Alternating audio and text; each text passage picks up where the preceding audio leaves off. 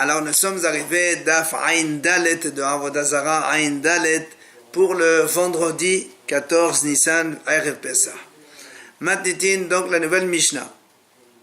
Elu Asurin ve'osrin bechol shehu. Le Mishnah va nous donner la liste donc de certains aliments ou d'autres objets qui sont interdits en eux-mêmes, donc de profiter. Et quand ils se mélangent aussi, bechol shehu, même une infime quantité, un dans 1000, c'est assour aussi. Premier, c'est yain nesser. C'est-à-dire si on a une cruche de vin nesser qui se mélange avec 10, 20 ou 30 ou 1000 cruches de vin kasher, eh bien, tout est interdit de profit.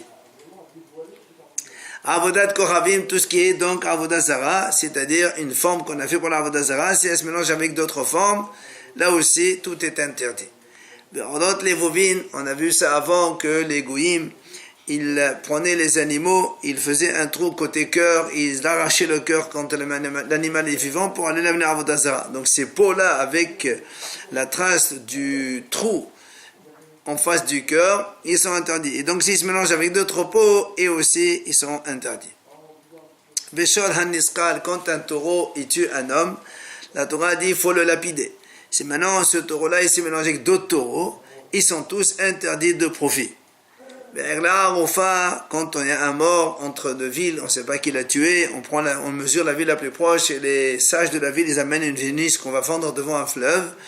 Là aussi, si cette génisse elle se mélange, on n'a pas le droit d'en profiter, même s'il y a un dans 1000.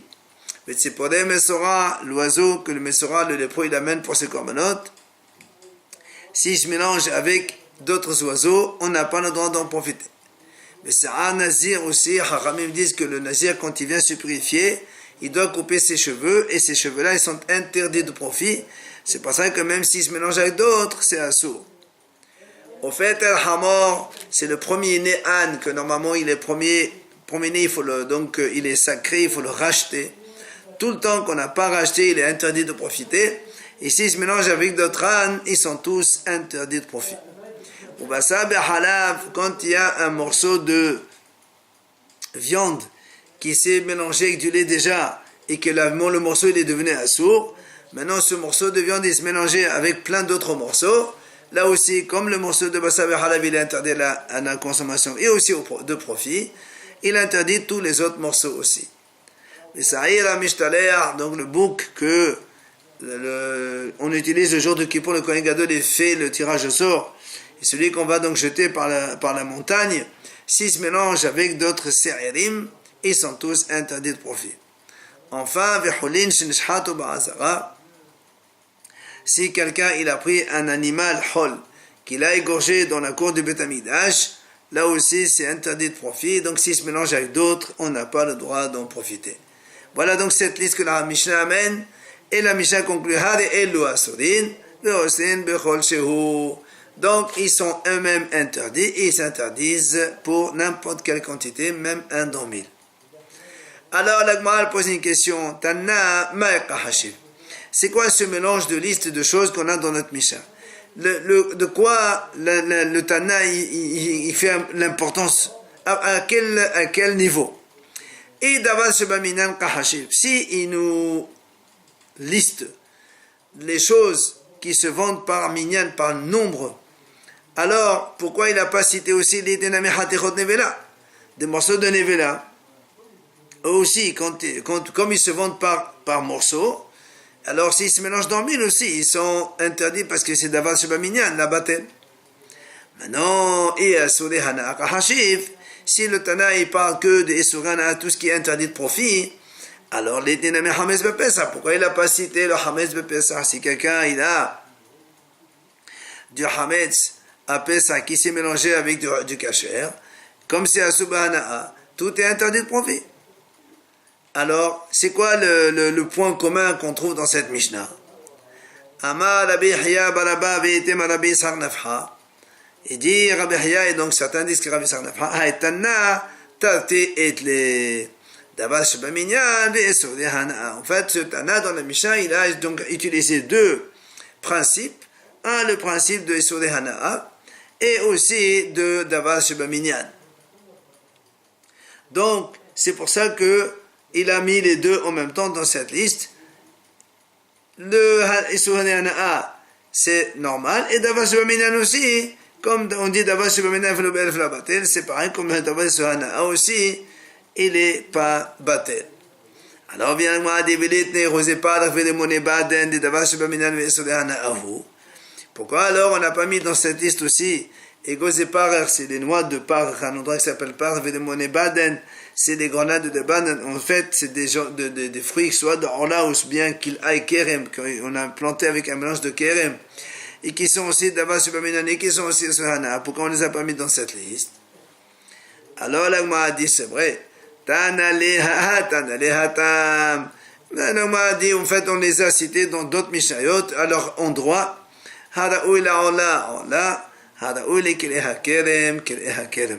ceux qui sont interdits d'Orla, on les a mis dans les Mishnayot d'Orla. Et bien, ceux qui sont dans Kilaya Kerem, on les a interdits, et ils sont dans Kilaya Kerem, ils sont marqués là-bas dans Masertot. Alors, la Gemara dit, alors pourquoi on n'a pas cité le cas quand un pain Hametz, il se mélange avec plein de pain matzah, et donc, ils doivent tous être interdits. Pourquoi on n'a pas cité? Alors la Gemara répond, Man Shama De'ama le Rabbi Akiva. Qui a interdit le Hametz Bahana'a pendant Pesach? C'est Rabbi Akiva. Alors, Hatan Ali Hatam, Rabbi Akiva Mosif Afki Kadosh Shel Baal Habayit. La Gemara dit, effectivement, dans la Mishnah là-bas, Rabbi Akiva il a rajouté dans Zraïm, et même les Kadosh de Baal Habayit, quand ils se mélangent avec le Hametz, eh bien, ils sont interdits et donc il n'y a pas d'annulation même dans 1000. Dans la Mishnah on a continué, on a dit pourquoi on répète? On a dit au début pourquoi on répète une deuxième fois la Sefa? Ce que l'Agma a dit, les Maotimai, qu'est-ce que tu viens de dire encore? Quand on dit c'est pour exclure quoi? Alors l'Agma répond, les Maoté d'Ava Subaminyan Vela Vesolehana. C'est pour exclure le cas où il y a quelque chose qui se vend en nombre, mais qui n'est pas interdit de profit. Et mais ou que le contraire. Les Maoté Solehana Velo d'Ava Subaminyan. Ou bien quelque chose qui est interdit de profit, mais qui ne se vend pas par le nombre. Donc, ces deux choses-là ne sont pas incluses dans la liste. Matitin nouvelle Mishnah. Quand on a du vin Nesser qui tombe dans la cuve de vin permis, évidemment, tout est interdit, comme on a dit précédemment, tout est interdit de profit. Là-bas, Shmuel Gamliel Omer, Imachel Kulo La'avet Kochavim, Hos, Medimi Yain Nesser Shebo. Là-bas, Shmuel Gamliel dit comme ça. Non, c'est pas on interdit tout. On n'a qu'à vendre, c'est vrai, on n'a pas le droit de le consommer, mais on peut le vendre au goy, sauf le prix du yain nesser qui est tombé dessus, ça on le jette à la mer, on n'en profite pas.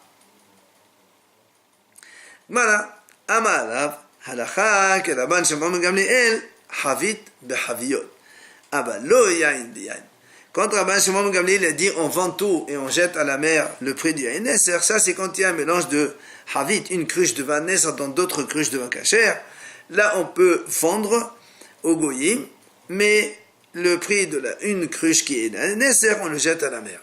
Mais yain, ça, tout le monde dit que c'est assour, bahana. La lacha n'est pas comme Rabban Shimon Gamliel. Shmuel Amar a fait le yain biyain. Shmuel dit non, même yain biyain. Quand du vin nécessaire se mélange avec du vin permis, on fait comme Rabban Shimon Gamliel, on le vend et on jette le prix du vin nécessaire dans la mer. La même chose, il dit Rabba Baba Hanan ou Rabbi Hanan.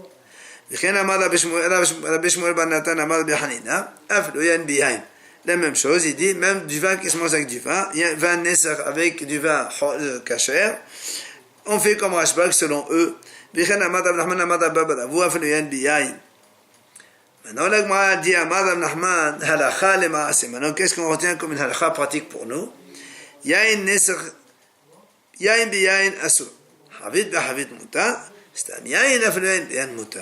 Quand on a du yain nesser, c'est-à-dire du vin qui a été versé devant la Avodah, celui-là, quand il se mélange avec du vin, ça c'est sûr que tout est interdit de profit. Mais quand il s'agit d'une cruche dans d'autres cruches, cela on peut vendre, donc, et on ne profite pas de la cruche du Yain Nesser. Par contre, Stam Yain, quand on a du vin Goy sans, donc savoir qu'ils l'ont déjà versé à la Avodah Zarah, dans ce cas-là, même Yain Mota, c'est-à-dire Yain Nesser qui se mange avec du vin permis, on peut autoriser de le vendre au Goyim et on jette le prix du Yain Nesser dans la mer. Matiti, nouvelle Mishnah. Gad shel even shezepeta oved kohavim. Quand on a un pressoir en pierre, donc un pressoir dans lequel on presse le vin, si le goy, il a enduit donc de goudron, alors il dit, étant donné qu'ils ont l'habitude de mettre du vin là-bas parce que le goudron ça sent pas bon, alors qu'est-ce qu'on fait ici? Le juif il veut maintenant venir presser du vin dans ce pressoir de goy, menageva vehe tehora. Il doit donc la laver et après c'est bon, il peut presser son vin à lui. Maintenant, si le pressoir il n'est pas en pierre, il est en bois. Rabbi dit même de bois on peut aussi laver. Hachamim disent non, quand c'est un pressoir en bois, on peut pas, ça suffit pas de laver. Il faut donc qu'il enlève, c'est-à-dire il enlève tout le goudron qu'on a mis, parce que le bois il absorbe plus. Maintenant, si c'est en argile, si donc le pressoir il est en argile, même s'il a enlevé donc le goudron qu'on a mis là-bas, eh bien, elle est toujours interdite parce que l'argile, il absorbe beaucoup le vin.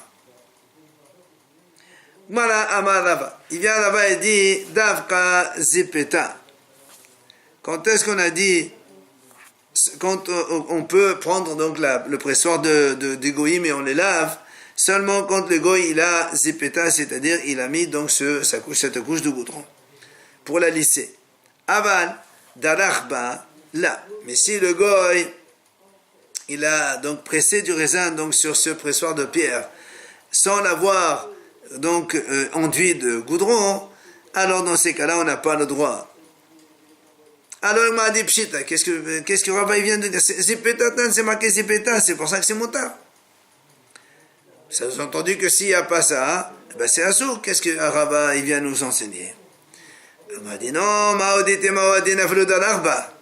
parce que moi, il m'a dit non, j'aurais pu penser même si le goy il a pressé du raisin dans ce pressoir en pierre, j'aurais pu dire qu'on fait la même chose, on lave et c'est cachère.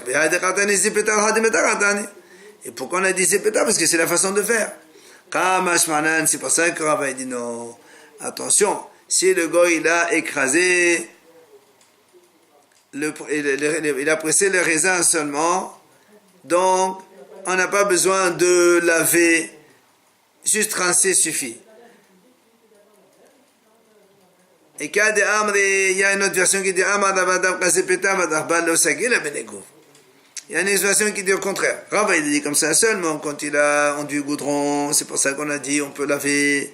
Mais si le goy il a pressé du raisin, alors là, eh bien, là, Sagila Benegouf, ça suffit pas de faire laver. Il faut plutôt enlever la couche de goudron. Alors là, on a dit là aussi, pshita, zipeta, pourtant c'est marqué zipeta, qu'est-ce que tu en rajoutes de plus? Il dit non, moi j'aurais pu penser, même s'il a écrasé, il a pressé du raisin dedans. Le goy donc, j'aurais pu dire, je fais la même chose, c'est-à-dire, je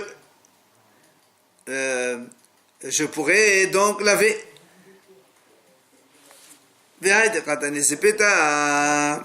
Et pourquoi alors on a parlé de zipeta, c'est-à-dire quand il a déjà goudronné. Alors, c'est la façon de faire, c'est pour ça qu'on a parlé de ça. C'est pour ça qu'on t'apprend que non, c'est là où on peut, quand le goy il a goudronné, on lave. Avant d'Arachba, mais si le goy il a pressé du raisin dessus, c'est sûr que la sagila benegouf, ça suffit pas de laver, il faut même yikalef, c'est-à-dire enlever la couche de goudron.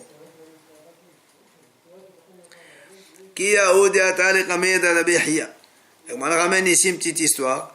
Il y avait un monsieur, il est venu chez Rabbi Hiya. Amal lui a dit, Havli Gavra de Dachile Ma'asartai.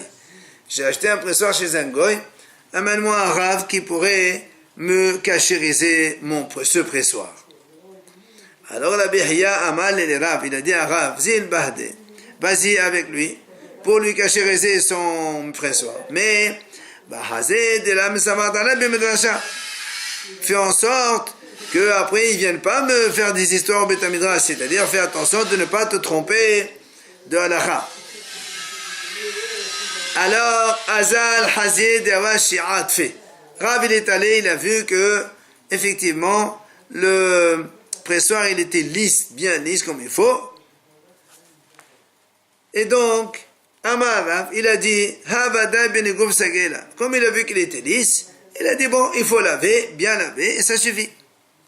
Et en étant donc de se regarder à droite, à gauche, là-bas, il a vu,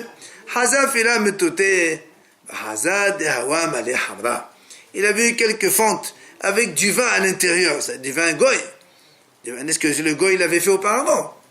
Alors il a dit non, laver ça suffit pas maintenant, il faut complètement enlever la couche de goudron et donc essuyer tout ça. J'ai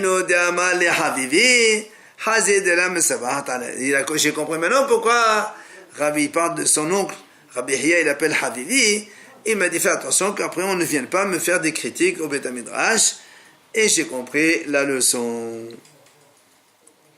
Tano Rabanan Chachamim enseigne Hagat vehamahas vehamashper shel avdei kohavim. Le pressoir, hamahat c'est avec lequel donc on puise le vin depuis le pressoir pour le verser dans les cruches. Vehamashper et l'entonnoir. Ces trois-là chez l'avdei kohavim, quand ils appartiennent à des goyim qu'ils ont fait avec leur vin, et on parle ici donc que ces trois ils sont faits en argile. Rabbi Matir Benegouv Vahachamim Osrin. Rabbi dit il faut donc juste là, il faut laver, il faut bien laver, et ces motards, Hachamim ils disent non, c'est assourd, on ne peut pas les utiliser. Au modèle Rabbi, il a dit que Rabbi il était d'accord lui avec Hachamim, mais quand il s'agit des cruches elles-mêmes, alors Rabbi aussi il est d'accord que c'est assourd, des cruches des goyim que donc ils ont utilisé pour il y a un esser, on ne peut pas les utiliser quand ils sont en argile. Alors le m'a dit quelle est la différence pour Rabbi? Pourquoi Rabbi pour les cruches il a interdit et pour le pressoir et lequel est donc pour puiser et l'entonnoir il a permis? Alors le m'a répond Zé marnesu le qiyum vezé marnesu le qiyum, c'est-à-dire donc il reste là-bas pour rester conservé dans les cruches. C'est pour ça que comme le vin il reste longtemps, c'est ça qu'il est interdit. Mais pour le pressoir et les kélis et l'entonnoir, il ne reste pas longtemps là-bas le vin. C'est pour ça que Rabbi il autorise de les laver. Maintenant, si maintenant ces trois choses, le pressoir, le kéli, le récipient pour puiser et l'entonnoir, ils sont faits en bois ou en pierre, il y en a gev. Et donc, ils lavent et ils les utilisent. Mais s'ils étaient donc goudronnés, alors c'est assourd, il faut donc carrément enlever le goudron. Alors on m'a dit pourtant, la Mishnah l'a dit, pourtant dans la Mishnah on a bien dit, un pressoir de pierre, il y a marqué là-bas, eh bien que mais si peut-être le goy il a goudronné, on a dit là-bas, il lave bien, elle est hors.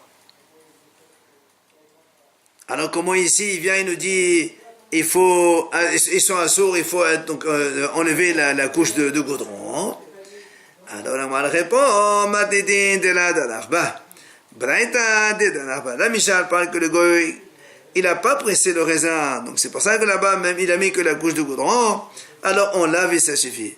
Mais dans la braïta, étant donné que le goy il a pressé du raisin, eh bien ça suffit pas de laver, il faut enlever la couche de goudron.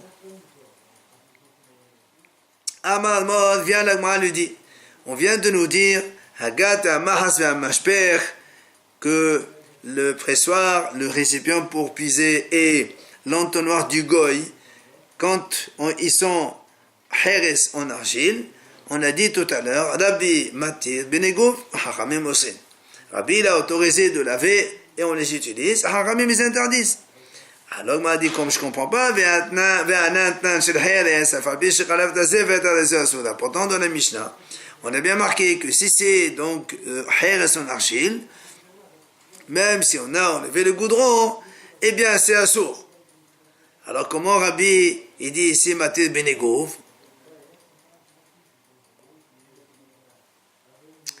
Amar Rava, il vient Rava et dit, Sefa de Matetin, Atane Rabbanan.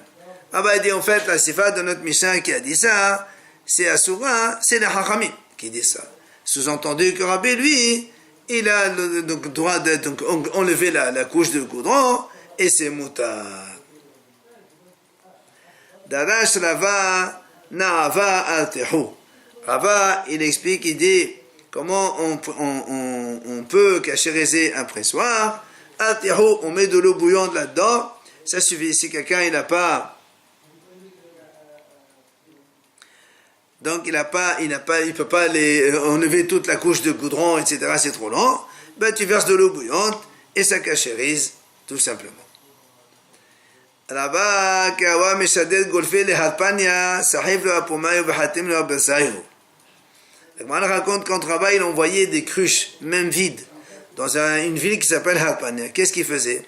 Sahib le Hapomaï, il les envoyait, il les mettait, il tournait les cruches sur la tête, et après, il les mettait dans un sac, et le sac en haut, il fait le nœud au-dessus. Ça veut dire que lui, il fait une sorte de hotam betor hotam. Il tourne la cruche en bas, et il fait le nœud au-dessus. Pourquoi hotam betor hotam? C'est-à-dire 2 simanim.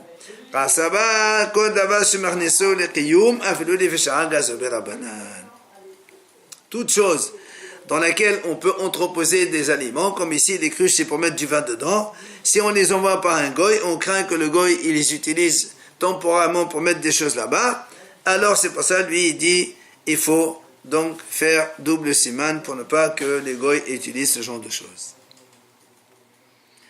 Après, on a dit dans la Mishnah qu'il faut laver. La Gemara a dit, Bema menagvan. Comment on lave? Rav Amad Bemay. Rabba Baba Hana Amad Ba'efer. Rav il dit avec de l'eau. Et Rabba Baba Hana il dit avec de la cendre. Alors, la Gemara a dit, Rav Amad Bemay. Bemay Melo Ba'efer. Quoi, de l'eau sans la cendre, c'est pas lavage, c'est juste un rassage, ça. Et Rabba Baba Hana Amad Ba'efer. Ba'efer le Bemay. Comment on peut laver avec de la cendre sans eau? C'est pas possible.